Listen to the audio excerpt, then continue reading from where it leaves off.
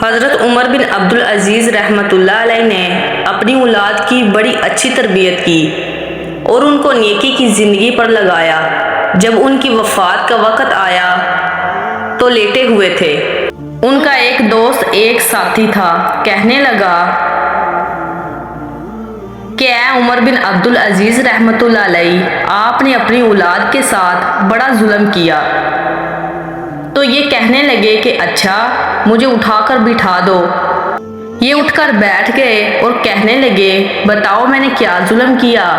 اس نے کہا کہ تم سے پہلے جتنے بادشاہ آئے انہوں نے اپنی اولادوں کے لیے بیت المال سے بڑی بڑی جائیدادیں وقف کر دی اور زیورات اور ہیرے اور موتی، جواہرات اور پتہ نہیں سونے چاندی کے ڈھیر لگا دیے، اور ان کی اولادیں عیش کرتی پھر رہی ہیں، اور تم نے اپنی اولاد کے لیے کچھ بھی نہ بنایا، تو کیا یہ ظلم نہیں؟ کہنے لگے ظلم؟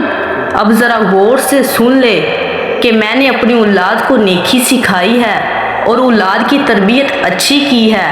اگر میں نے اولاد کی تربیت اچھی کی اور یہ نیک بنے تو اللہ تعالیٰ کا قرآن میں فیصلہ ہے، نیکیوں کا سرپرست خود اللہ تعالیٰ ہوتا ہے۔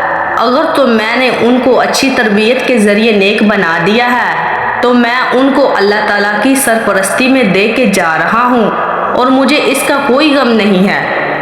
اور اگر یہ نیک نہیں بنے اور برے بنے ہیں تو پھر بھی میں نے اچھا ہی کیا کہ میں ان کی برائی کے اوپر ان کا معاون نہیں بننا چاہتا۔ عمر بن عبدالعزیز رحمۃ اللہ علیہ فوت ہو گئے۔ اللہ تعالیٰ کی شان دیکھیے کہ امام جعفر رحمۃ اللہ علیہ یا کوئی اور بزرگ ہیں اسی درجے کے، وہ فرماتے ہیں کہ میں نے اپنی آنکھوں سے دیکھا کہ ایک وقت وہ بھی تھا کہ جب عمر بن عبدالعزیز رحمۃ اللہ علیہ کے بیٹے جوان ہوئے، اتنے لائق بنے کہ 11 بیٹے 11 مختلف جگہوں کے گورنر بنے ہوئے تھے، اور میں نے اس وقت دیکھا کہ وہ بادشاہ جو اولاد کے لیے اس وقت بڑے بڑے ذریعے چھوڑ کر گئے تھے، ان کی اولادوں میں سے کچھ لوگ جامع مسجد کے دروازے پر کھڑے بھیک مانگ رہے تھے۔ تو کامیابی تو یہی ہے کہ اولاد کو نیکی پر لگایا جائے، اور اب یہ ہمارے اوپر ہے کہ ہم اپنی اولاد کو نیکی کے راستے پر لاتے ہیں یا برائی کے راستے پر۔